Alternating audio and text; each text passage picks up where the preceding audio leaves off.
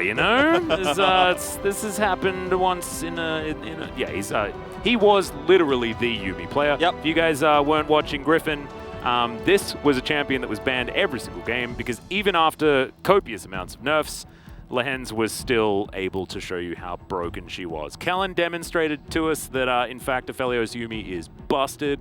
It's super good here with this composition. I really like it with the Lee Sin and the Volibear too. You can just tether to those champions, empower them to be a lot more useful in some of these skirmishes early on. But I look at T1's draft, and it looks so extremely well-rounded. You've got the Gnar, you've got the Diana, so plus the Rise, right? That's going to allow you to do massive amounts of damage later on in the game.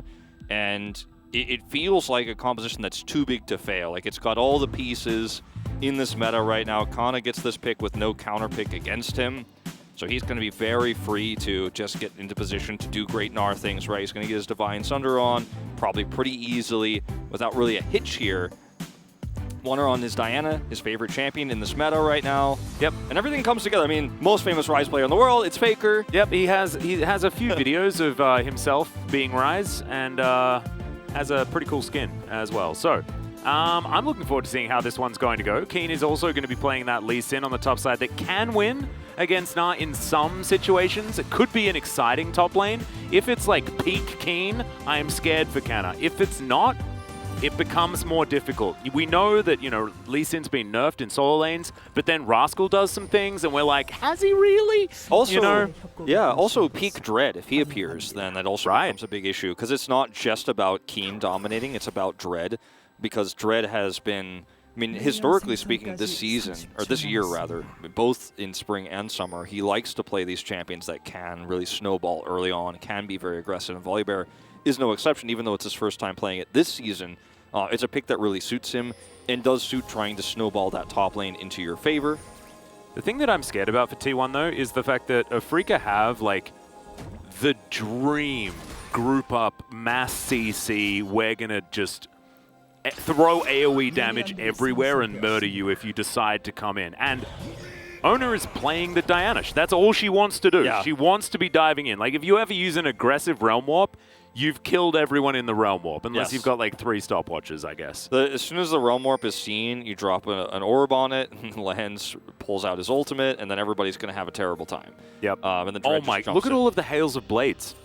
It's a lot. T1's bottom lane is going to try and kill Leo and Lehens before they can get annoying.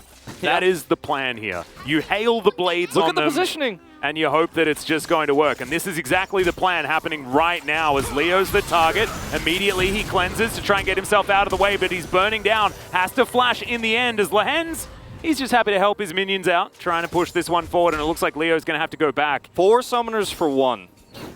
All based off of the Halo Blades and that position that they had in the brush that unfortunately Lehens and Leo walked right into. He is going to have to go back. No summoners, massive lead here, and Lehens is not safe either, by the way. Yep, there's the flash from Carrier. Immediately they lock this one down, and Lehens, just a little bit too far forward, does have himself the bottom block.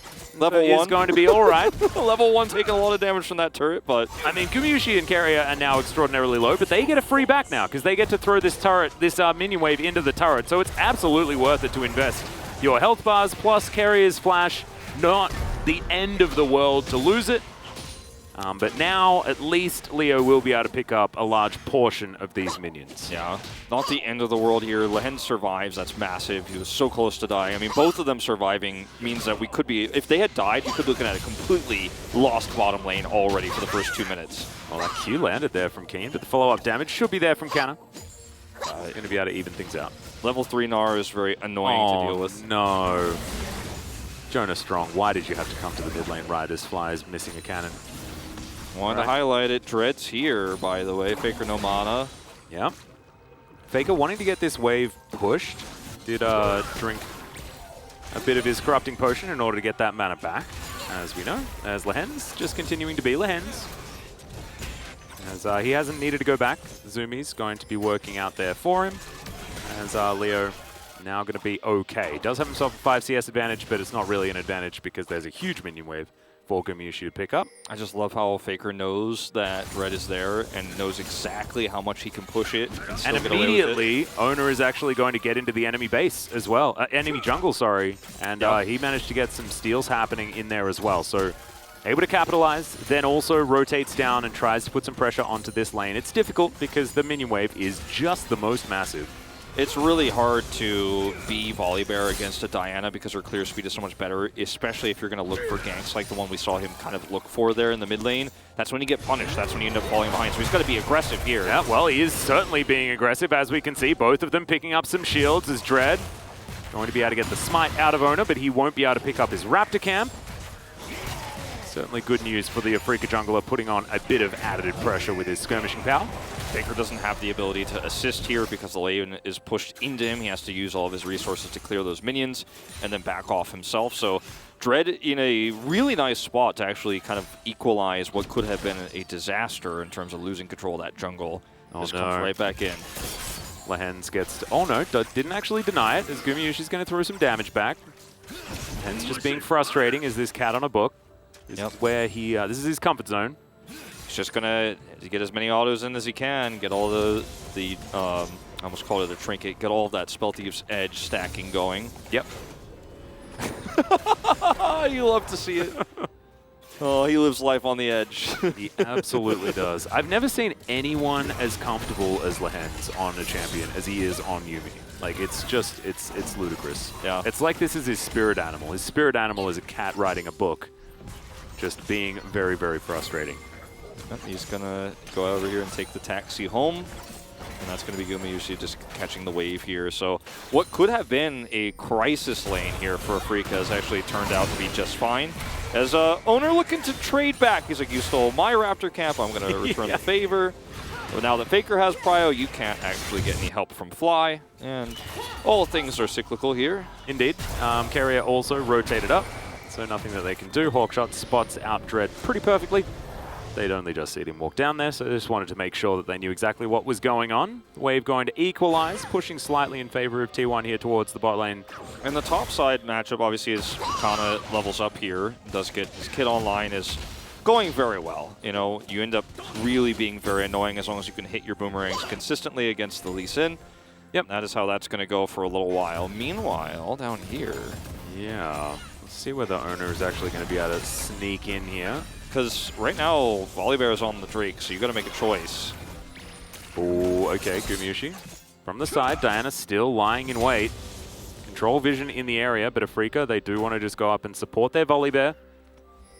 Once again, Afrika's early game, it's aggression, you know, that they can support with this Volibear, and the objective control that he has to offer here is just going to win out. I say that, but... Yeah, canceling the back here is okay. In he goes. No Moonfall available, and the Winter's Bite is going to miss. They get the flash out of Leo. That's fantastic news for T1, but unable to get that first blood that still hasn't happened yet at 7 minutes. He was like, I just want to play the game with my summoner spells, but he's not going to get a chance to, at least not in the first 10 to 12 minutes of this one. Nope. And, you know, it ends up being a success in that he takes the flash away, but he wanted more. He wanted the kill there because they lose control of the Drake. And that's really unfortunate here for Owner in this early game. But this is the type of player, both of these players, Dread and Owner, have a really similar playstyle in that they like to get tempo advantages for their lanes very early on. Definitely very aggressive. You're absolutely right. There's Carrier. Dread just doing his best Owner impression, as we can see. He's going to find Carrier. Immediately he flashes. Is he going to be safe, though, is the question as the ulti comes through. Yuumi gets the exhaust off, but Dread is going to get stunned up by the concussive blows, and that is going to be that. Flash out from Carrier is all they were able to pick up for it. So ends up being another summoner spell traded here in the same way. And it's going to be a back here from Dread. Yep. Meanwhile, this top matchup is going still very well for Kana. He's going to be able to use this Demolish to get a lot of damage onto this turret, gets an early plate, has a pretty massive CS lead right now. And this is why those bans were so good. When you know the Jace is banned, you ban the GP, you end up having such a free lane against this Lee Sin. Well, now we're getting some level 6s, and I really want to see what Afrika can do with this bottom lane, because it can be so oppressive. As once again, Hawkshot spots exactly where Dread is, should be able to allow Ona to just hard commit, as the arrow is going to connect onto Lehends. But remember, okay, not going to land the Moonfall there. It's not even the Moonfall, it's the Moonlight Vigil, but still not going to land it. That's going to mean that T1 is going to be okay. Q misses as well. Yeah, it's unfortunate that Yumi's health bar is actually Aphelios' health bar, so... Yeah, it's a little bit fake, isn't it? Yeah, like you feel like you have an opportunity to catch the cat, but actually you really don't. And as long as that health bar doesn't hit 0, it's actually A-okay. And Leo is like, yep, thank you for absorbing all that pressure, because I'm just going to pull this Crescendum out, and we're going to get a turret plate here in a moment. Yeah. Possibly even more as well, as that's a siege minion. But you can see the long-range weaponry working out for Afrika very nicely. If this Yumi Aphelios thing becomes the new thing on the bottom side of the map, I'm not sure how I feel about it. Maybe I really like it. I don't know, as Fly is going to find a dissonance, but not utilize a shockwave or anything like that just yet. It's definitely really fun to watch. It's a very unfun for the enemy team, oftentimes, especially when it is Lehends who's piloting it, but yes. it's fairly oppressive, right? In a similar way to how champions like Karma can be annoying to deal with, champions like what's her name? Seraphine, that Lehends was also the first to play, can be very annoying to deal with for different reasons, but you just have so much sustainability, you have so much pushing power, so much harassment you can do. I feel like Yumi's like a similar level of annoying to Zoe, just because sometimes it just feels like you don't have any options. Yeah. You know? It's like, well, how do you counterplay this? Oh, well, she's just tethered to Aphelios, so I can't target her. And if you get ahead, then it just becomes really, really difficult to handle. Yeah, because she can empower anybody. She can do a lot of damage, too. Yep. And it is going to be, once again, the Luden's build, which we have been seeing as the most common. It's like Yumi's an enchanter, sort of. Yeah, no, she really is. And because she's able to harass so easily, you know, she gets her wards up really easily, too. Then they have that prio. She can ward for free. And it becomes very annoying to deal with her, and that bottom side of the map becomes so easy for Afrika to snowball into their favor. They already have the first Drake advantage, and in a minute's time, their composition should be the one that actually wins out this next fight too, to actually end up getting a 2 Drake advantage, and that's where you really want to be right now as Afrika against this composition that's great at team fight later on. Yeah, Kane gonna actually invest his totem ward, indeed. Owner is up here. Does have the Rift Herald as well, as that's a Nara into the wall. Keen may die also, and he will.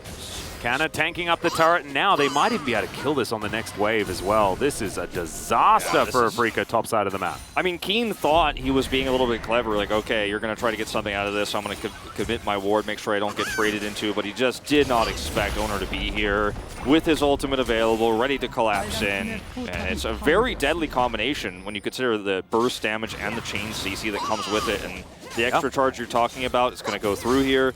So that's a ton of extra gold potentially here. I mean, it could be unlocked at a moment's notice on this very hurt inner turret. Yeah, Fly comes on over. He's going to try and defend, but we do have Lee Sin rotating down. Dread going to hold onto the mid lane while he can. Faker might be able to get a bit of damage onto him. Yeah, Faker's like, thank you for the free damage here. You're not going to be able to really CS this very easily. Fly comes over now. Yep. Should mean that Afrika can get towards the bottom side in order to grab this Drake, I feel. And they really need it, you know, if they are going to use this bot prio advantage, now's the time to do it. You have Fly here, this wave is cleared, and that should be a bit of a freebie. But I like the timing here and how much T1 were able to get out of that Rift Herald. Ooh, looks like we're fighting for it. Looks like it.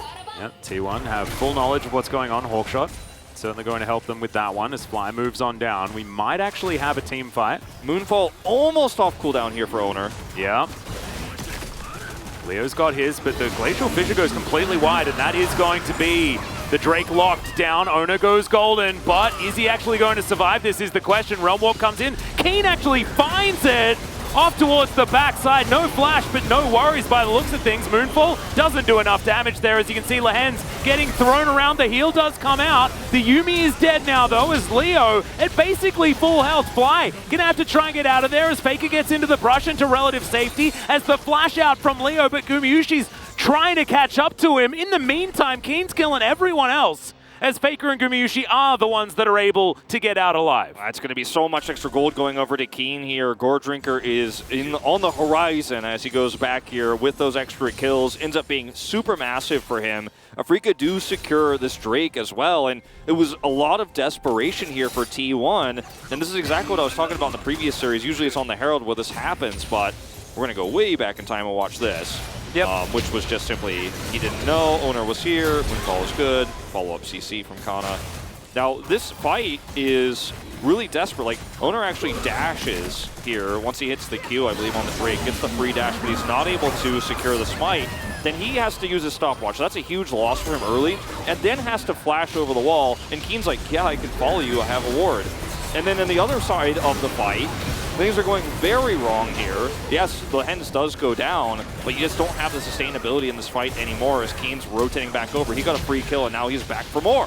Yeah, and Leo, like, if this was later in the game, the Aphelios would be scary, but he just doesn't do that much damage right now. So he was left until last. Unfortunately, it was a solo Gnar ultimate onto a Yuumi. Yeah. So didn't quite get that AoE CC that the Gnar is capable of. I thought, you know, with the timing of Kana, it was actually fantastic. Comes in, Mega Gnar prepared, but just not really able to get that value. However, still going to be a decent advantage and a decent lead here for T1. Just not quite able to stop the Drakes from piling up for Afrika.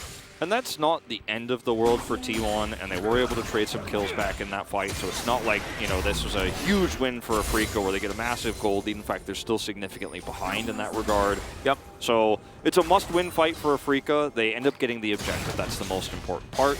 T1 look like they're going to have the better position to take the second Herald, but the trade-off will be this bottom turret. Now the question is, can Kana get this top turret in return? And I don't think he'll be able to do so. No, but they are able to get the Herald, so that's going to be absolutely fine. You'll take that. Well, look at this. Owner is going up right now. Like, this actually could be pretty massive if they end up getting the kill onto Keen and crash this into an inhibitor turret. Like, he has demolition. Yeah. And this actually could be massive. Keen has to respect this. Yeah, and they don't even need to invest the Herald, and they get that inner turret for all of that extra gold. Plate gold in advantage to T1, 100% able to take that top outer turret and all of the plates. It's a large portion of their gold advantage, actually. Afrika's still holding on here as Kerry is just going to go back home. And Fly's just happily being an Orianna. This is Fly in his natural habitat.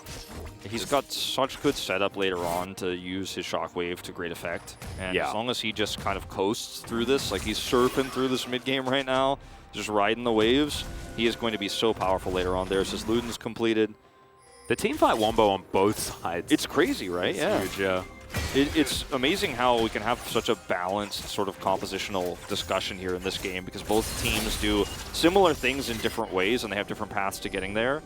Whereas on the last 3 games we cast earlier today, it was very much cut and dry, the win conditions. Indeed. So I'm excited to see how Afrika use this Drake advantage they have to try to set up a fight here around Soul Point, because they're not going to have a Herald or anything like that to try to get that prio advantage. This is a really important moment for Afrika. Yeah, I want to see how Lehens is able to get all of that poke damage across as well. The Prowling Projectile, always good at that. Doesn't quite have his Ludens available just yet, though, as Carrier lands a Winter's Bite onto Dread, but Dread isn't too worried about it. 40 seconds on this first Cloud Drake of the game. Kana has been doing so much work in the side lanes this game. Gets away with this for so long because Afrika were grouped mid. Just gets to walk out for free. This the bear and the kitty cat really is it's the new thing. Combo. It is. it's the new trend here in the LCK, and you love to see it. We thought it was Aphelios Yuumi. We thought that was the thing, but it's not. That's not actually the thing. The thing is, in fact, the bear and the cat. She just goes bottom so she can get that free gold with her support item, and then she just is like, all right, well, now I'm with the bear. See you later, Aphelios. Thanks for the duo in the bot lane. Well, Fly's waiting in this brush, as you can see. Carrier takes a bit of damage from him as the Rift Herald is looking to break down this outer turret in mid lane. Kana's timing on his Narbar is pretty perfect to come over here with this flank. He's on the bottom part of your screen, exactly. This time, he's going to have to hope that is a bigger set of CC. They're just going to give this up, though. They're going to get a double charge, though, and I think this is 100% worth it for T1. Sacrifice the Cloud Drake. You don't really mind just one Cloud going over to anyone. It is Cloud Soul, but if you can create enough of an advantage, and it just doesn't matter that they're on Soul Point, especially because it is the Cloud. It's a double turret. They break the inhibitor turret. They decide, oh, they're going to get the charge here as well. Oh, I would have thought that Afrika might want to actually get that one killed. Leo. T1 misses out on all the gold, but that's fine. He might be in trouble here. Kana is going to be able to get that Gnar up. Yeah, how do you navigate this? He's decided to invest his flash. Keen's like, nah, mate, I am not. He's looking for Guma. Oh, Guma in trouble towards the backside. He safeguards to get himself out of there, but 1 versus 5, you're not going to be able to find that. I mean, T1 just got so much gold. Yeah, you end up losing out on this Drake, but like you said, solo Cloud Drake and it's soul point. But I like how, as well, like Leo invests his flash and then says, no, I won't cleanse. Yeah. Well, I mean, I think he realized at that moment, ooh, I may have made a mistake. Yeah. But, you know, the gold that's going over to T1 right now is so much more important, I think, than trying to fight for a Drake, because now you have this composition well and truly online. And now you can actually win every other upcoming Drake fight. That's the idea. That's the concept here for T1. And it's Cloud Soul, so the risk isn't as high if this was going into like a Mountain Soul or Infernal Soul for Afrika Freaks. So Kana just, again, going to sit in the side lane, farm it up. Going to get another turret. His Demolish is getting him a lot of value this game. Certainly is a worthwhile rune for Kana, as he is going to be able to get through that outer turret. Also, the amount of structures in favor of T1 is just insane. 6 turrets to 1. And they can use this pressure to continue the 1-3-1. Like, Ryze gets insane side lane value here for Faker, too. He's got that top lane pressure. He's already got his first needlessly large rod online.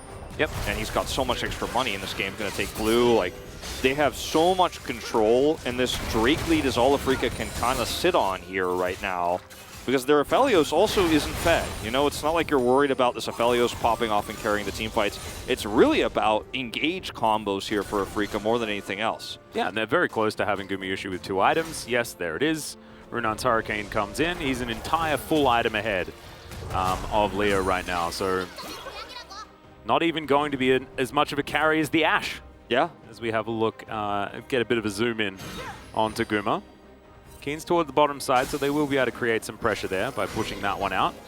But it's 20 minutes on the dot, basically, as the Baron has just spawned, and T1 have complete control of the area.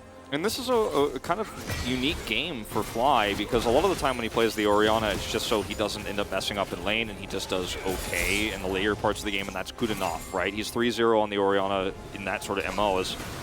We do have a Baron take here. I was going to say Fly actually has to carry this game now. That's what the point I was leading to. They cannot stop this Baron. Yeah, this is just a free Baron. So this is just Afrika deciding to stop.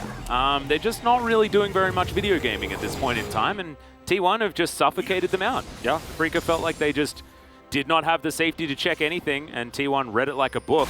Our team stats just once again hold true here, right? T1 extremely ahead in the early game. They don't prioritize the Drakes as much. They prioritize Heralds. They prioritize the macro parts of getting turrets and actually looking for gold anywhere they can. And if that means they have to give up a Drake, especially in this case the Cloud Drake, they're very happy to do so. And you can see Afrika is like, uh-oh, they're starting to spike. Like, T1's coming online now. I can't even contest this Baron. They had better vision there.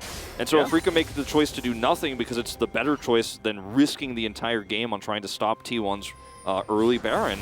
So now T1 just have this 20-minute Baron to roll across the map and take all the vision away. And eventually Afrika's going to have to be decisive at some point. They eventually are going to have to say, we need to group up and fight this and look for a really nice engage. Otherwise, the game plays itself for T1 at this point. Yeah, they're going to be able to grab this inner turret most likely. I highly doubt that Afrika will be able to defend here. And you can see they are just backing away. Fly moves on up though. I guess there is a 4 versus 4. However, this turret not long for the world. So, going to back away. And Afrika have now ran out of inner turrets to give up. So they might have to fight for the next one. This is really similar to what we just saw Live Sandbox do with their lead. Obviously, the situation with the Drakes and all that is a little bit different, but you take a lead, you take away all the jungle camps. Look at all of the wards littered across this map for T1. Faker has his pick of, like, he could teleport literally anywhere on the map, pretty much. Like, he can be anywhere he wants to be. Kana could be anywhere he wants to be. And there's just no vision for Afrika whatsoever anywhere past that one control weird near the near Dread and Leo right now. Like, that's all they have. That's it. I've really loved how T1 have played out probably like the last 7 minutes of the game. It's just been beautiful the way that they've taken hold. And now Afrika can't get to this Drake at all, ever. Exactly. You know, and you mentioned all of the deep vision that they put down. T1 have picked up Afrika and put them between a rock and a hard place and says, this is your spot now, deal with it. And Afrika have said, we don't know how. Now, Afrika do see the commitment of Gumayushi and Kana on the bottom side of the map, so they get some deep wards on the left side of the map here, deep into the blue side jungle, so at least they have that going for them. They still get back here in time to defend this inhibitor turret, but the inhibitor, not sure if that one's long for this world if T1 decide to group up there on the mid lane. Yep, and Afrika getting split here as well as Faker in the mid lane, able to get some damage onto the inhibitor. And while he's doing that, T1 can move in and try and get some damage on this inhibitor turret as well. Like maximum value out of this Baron buff. 15 seconds left to go. They're going to get every little piece of it. Yeah, and then playing around Canna's Mega Gnar timing as well. As soon as Mega Gnar hits, T1 lose the initiative. They back away. 2 seconds on the Baron buff as well. I mean, it's exemplary play from a macro sense here for T1. I mean, about as perfect as it gets, to be honest. When you have this kind of a lead, and this composition is so oppressive, now that it is set up to do everything it wanted to do, and all the gold is there, right? Archangel's done for Faker. You've got 2 items on the Gnar. You have the Azonia's done for Owner. So, like, I mean, the gold graph is across the board, winning for T1, and Afrika's composition can get picks. It can actually play around this Orianna, but it, again, requires Fly to kind of carry. He has to be the one who's making the calls and says, look, we're going to go in, Dread, you have to go ahead and set up be my ball carrier, set up for this fight. And they've just been so passive that they lost control of the map, and now that the map control is gone, you can't make those plays anymore. Yeah, and also the scaling question's out of the window, right? Because it's a 10k gold lead, well, approaching a 10k gold lead. And T1 are now the scaling comp. I mean, the scaling conversation is just done because they took 7 turrets. Yeah. Yeah. And these wallets are just extraordinarily heavy. Keen, let's find carrier here towards the top side of the map as T1 are going to collapse on this inhibitor turret top lane. Leo desperately just trying to reach some item parity. They're looking for Faker, and he dodges the Q, so definitely, I mean, I don't think Keen goes in there in any world. No. But he dodged it just the same. Prowling projectile does a lot of damage, as we see. You know, I feel like this is a game that Afrika, they did not use this comp's power to its fullest extent in the mid-game. After they had Drake control, they should have tried to force the issue, try to force team fights for T1. But T1 just avoided them and got macro objectives, got those 7 turrets you mentioned very early on into the game. The fact that Rift Herald was able to knock down the inner turret in the top side of the map so early is such a huge gold spike right now, and a lot of teams are playing around that on the last patch. Now on this patch it continues. Yeah, it does seem to be sort of the way to win. It's pretty massive when you're the team that needs gold desperately but doesn't want to fight. Like, that's how you do it. You get that gold, it's pretty awesome. Okay, do you want to... Let's hop over to the other side of the table here just for a moment, because we've seen the T1 stats, right? Their stats between 10 minutes and 25 minutes, amazing. 30-minute stats, not so hard. Is this the place to throw? Is this Afrika's opportunity just to have a look at the tendencies of the players, and maybe they can find themselves a team fight? I personally think that it's going to be extraordinarily hard for Afrika to do so, but Yuumi has done some ridiculous things in the past. You mentioned too, before we went into those stats, that like a lot of those stats for T1 were actually at the beginning of this season, whereas their form right now looks to be way better, right? So you kind of trust this 5-man roster to be better. Keen looking for a potential angle there. That was scary for a moment.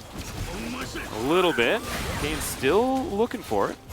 Not going to quite get there. Okay, Baron's up in 4 seconds, and Afrika now look like they're ready to do something. They have a collector on their Aphelios. Teleport coming through here for Kana. He is going to be in position to look for this fight.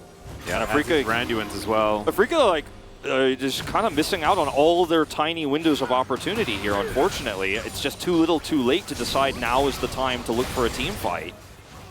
Dread dies so quickly if he goes in. Yeah, okay, Dread does walk forward, but doesn't take too much damage. Carrier flashing on top of Leo. Misses the ult, though, as there's the run warp into the backline. Great kick out onto Owner, but they still manage to take down the Aphelios, and now there's so much damage missing from this fight. Fly is going to get a decent shockwave, but it's too little, and it is way too late. Faker flashes forward on top of Dread. He's going to go golden, so he can see his death for a moment. He's got a Yuumi, so he might be able to zoom his way out of this one. And will be able to do so. From Lance, he's like, I'm helping. Yeah. Oh, this one I think has just it's flown away from Afrika. There's no way back into this game.